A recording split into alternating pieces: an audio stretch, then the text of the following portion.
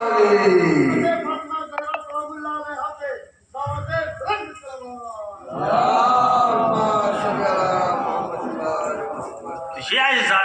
سازش ہے جس کو سمجھنے کی ضرورت ہے. یعنی یزید کو برا بھلا کہنا صرف حسین والوں کا حق ہے، کسی اور کا حق نہیں پہنچتا کہ وہ یزید کو برا بھلا کہے. دامن حسین میں آ کے اپنے آپ کو حسینی کہلوا لینا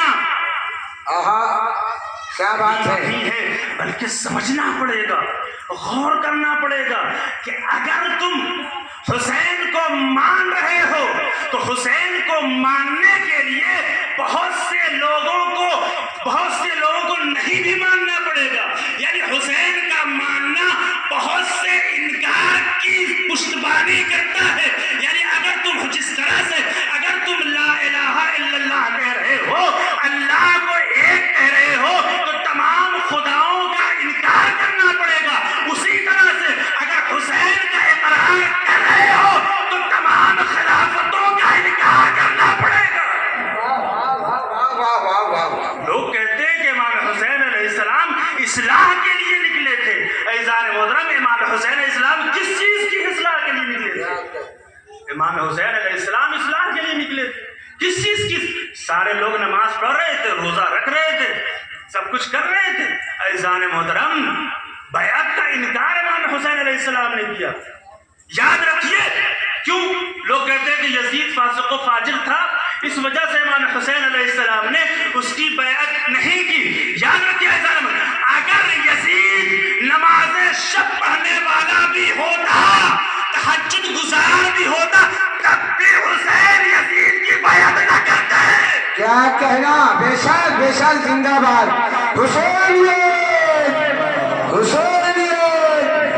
یزیدیت،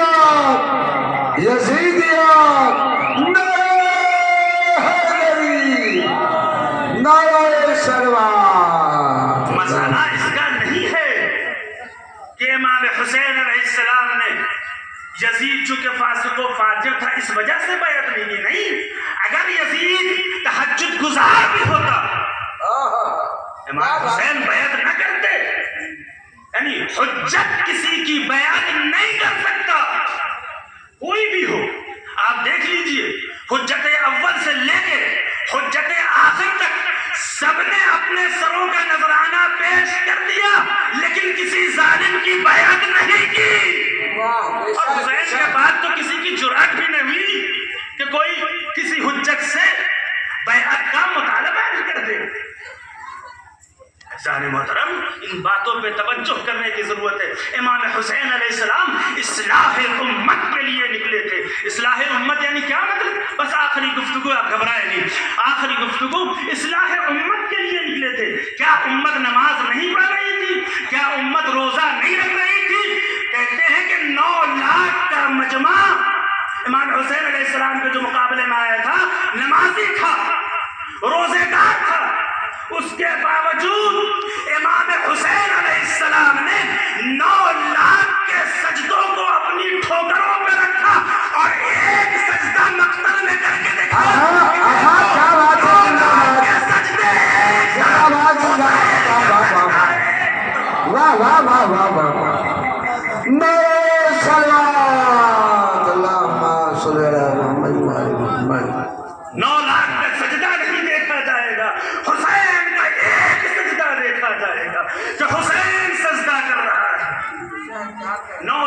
سجدوں کو کوئی معتبر نہیں مانتا، لیکن حسین کے ایک سجدے پر دنیا قربان ہے. حسین نے فیصلہ کر دیا. بس عزیزان محترم، امام حسین علیہ السلام اصلاح امت کے لیے نکلے تھے. یعنی کیا مطلب ہے؟ نماز و روزہ و حج و زکات ہو رہا تھا، سب کچھ ہو رہا تھا، لیکن ایک چیز جو نہیں ہو رہی. میرا نظریہ، دیگر علماء مختلف نظریے سے بات بیان کرتے ہیں، ان کا بھی نظریہ ہو درست ہے. یہ بات جو میں آپ کے سامنے پیش کر رہا ہوں کوئی نہیں ہے، ایک اینگل ہے. امام حسین علیہ السلام اصلاح امت کے لیے نکلے ہیں.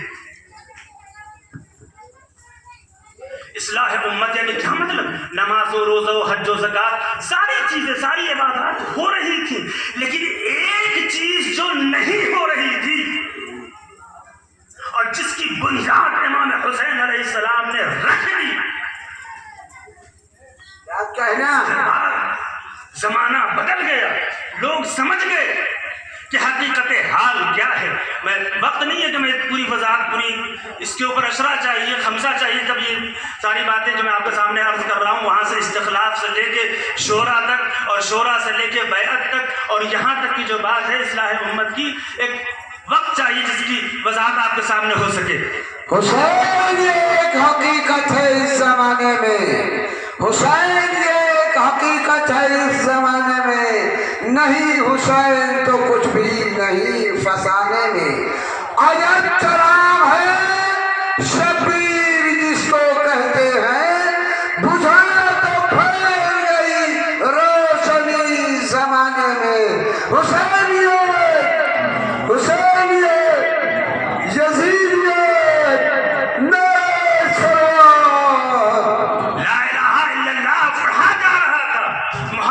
رسول اللہ کہا جا رہا تھا، لیکن جو چیز اصلاح امت کیا چیز ہے اس کے اوپر گفتگو کرنے کی ضرورت ہے۔ اصلاح امت ہے کیا چیز اس کے اوپر بات کرنے کی ضرورت ہے۔ ساری باتوں کو ایک جملے میں سمیٹتے ہوئے آپ کے سامنے عرض کرنا چاہتا ہوں کہ امام حسین نے اصلاح امت اس اطلاع سے انجام دیا کہ اپنے خون کا نذرانہ پیش کیا۔ یعنی کیا مطلب؟ امام حسین علیہ السلام کے زمانے میں لا الہ الا اللہ پڑھا جا رہا تھا، محمد الرسول اللہ کہا جا رہا تھا، لیکن جو چیز نہیں کہی جا رہی تھی وہ کہ علی ولی اللہ، یعنی حسین نے کربلا کے میدان میں علی ولی اللہ کی بنیاد رکھ دی۔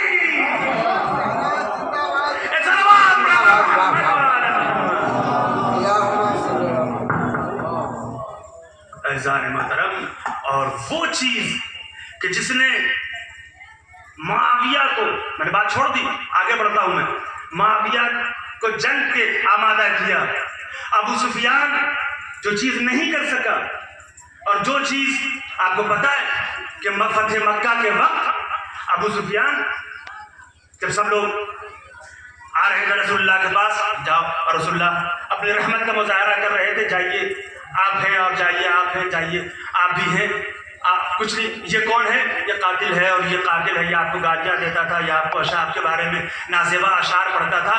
رسول اللہ نے سب کو بھیج دیا، سر اٹھا کے بھی نہیں دیکھا کسی کی طرف، سب کو پناہ دے دی۔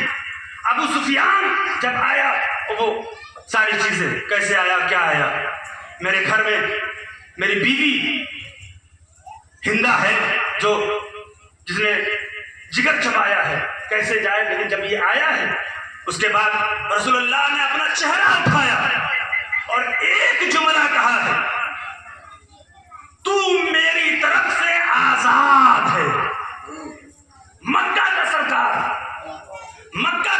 ابو سفیان، جس نے جنگیں لڑی ہیں سرکار سے، جنگیں لڑی ہیں، کئی جنگیں لڑی ہیں، میں آپ کے اذہان عالیہ میں بھروسہ کرتے ہوئے کاٹتے ہوئے بات آگے بڑھ رہا ہوں، کئی جنگیں لڑی تھی، مکہ کا سردار ہے ابو سفیان۔ رسول اللہ نے حقارت بھری نظر ڈالی اس کے اوپر اور کہا جا تو آزاد ہے۔ یہ بہت بڑا جملہ ہوتا ہے، بہت بڑا جملہ ہوتا ہے۔ کسی سردار گاؤں ہی ہے، آپ دیکھ لیجئے، کوئی آدمی بہت بڑا ہو، اپنے آپ کو بہت بڑا بندہ ہو، لیکن ایک موقع ایسا آ جائے کہ جیسے جب بلی کے منہ میں چوہا آ جاتا ہے تو بڑا عجیب ماحول ہوتا ہے۔ جا تو آزاد ہے، یہ بہت بڑا جملہ ہے، اس کے دل پہ بات لگ گئی۔ معاویہ کو وصیت کیا اس نے کہ کبھی جب ایسا موقع آئے تو بھی ایسی بات کرنا۔ میں بات منزل تک پہنچ رہا ہوں، بات آخری مرحلے میں۔ معاویہ کو موقع نہیں مل پایا، بہت سازشیں کی، امیر المومنین کو زہر دے کے قتل کروا دیے، شہادت ہو گئی امیر المومنین کی تلوار کے ذریعے سے، موقع نہیں مل پایا۔ ساری جنگیں اس نے اسی وجہ سے کی تاکہ اس جملے کا کہ تو آزاد ہے، رسول اللہ کے اس جملے کا کہ تو آزاد ہے، جملے کا بدلہ لیا جا سکے۔ یزید کو موقع ملا، یزید نے امام حسین علیہ السلام سے سب سے پہلے بیعت کا مطالبہ کیا تاکہ وہ بے عزتی کہ جو میرے دادا کی ہوئی تھی اس کا بدلہ لیا جا سکے۔ مختصر کر رہا ہوں بات کو، لیکن نہیں ملا۔ اعزان محترم، وہ قوم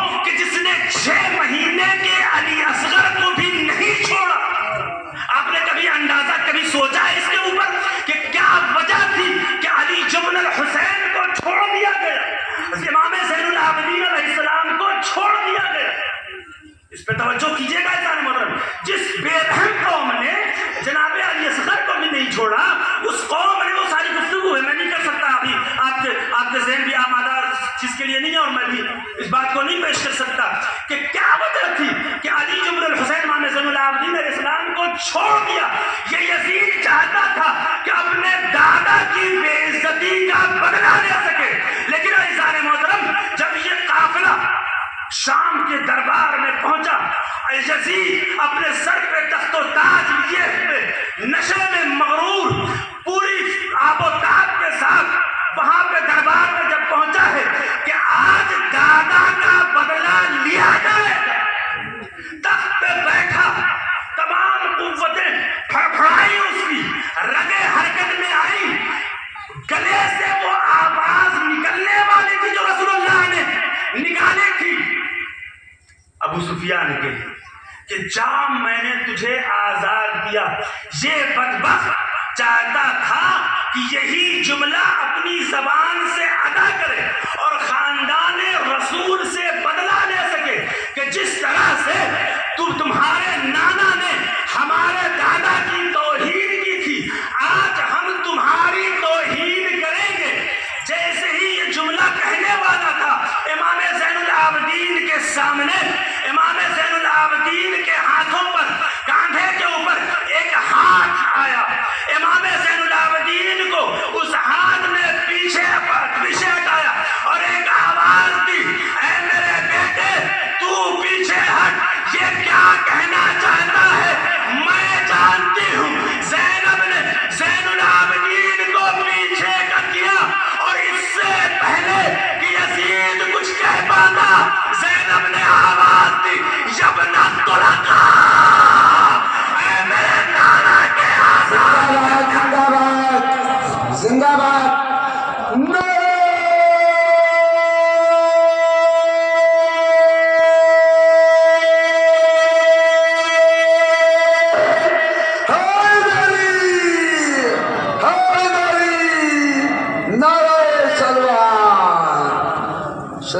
علی کے لہجے میں جب زہرا کی بیٹی زینب نے آواز لگائی یبنت طلقا, یزید کا سارا خون ٹھنڈا ہو گیا. وہ جملہ جو میں کہنے والا تھا, باپ دادا کی عزت بچانے والا تھا, زینب نے وہی جملہ کہہ کے سارا غرور کا نشہ اتار دیا. بہت شکریہ, آپ نے بہت خوبصورت انداز سے سنا. بہت عزیزان محترم, بات ختم کرتے ہیں. آپ بھی تھکے ہوئے ہیں. جہاں تک وہ منزل آ پہنچی, لیکن زینب نے اس جملے کو ادا کرنے کے لیے کیسی قربانی پیش کی ہے. عزیزان محترم, دنیا میں سادات مل جائیں گے. کوئی حسنی سادات ہے, کوئی آبدی سادات ہے, کوئی کاظمی اور موسوی اور نقوی اور تقوی ہے, کوئی حسینی ہے, لیکن کوئی زینبی نہیں ملتا. کوئی زینبی نہیں ملتا. امام حسین علیہ السلام کے اوپر زینب نے 2 بچے قربان نہیں کیے, اپنی پوری نسل دے دی.